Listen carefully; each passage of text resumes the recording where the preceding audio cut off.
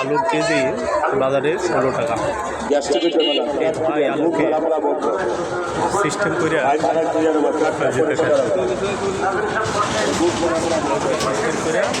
আলু বিক্রি করে 20 টাকা।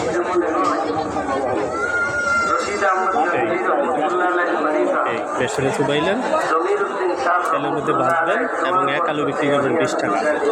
তাহলে কেজিতে যদি 60টা আলু ওঠে 140 টাকা বিক্রি করে 1 কেজি আলু। সিস্টেমটা দেখছেন এই দেশ, এটাই সিস্টেম। শুধু সিস্টেমটা পাল্টাইলাম, দেখবেন সব ঠিক হয়ে যাবে।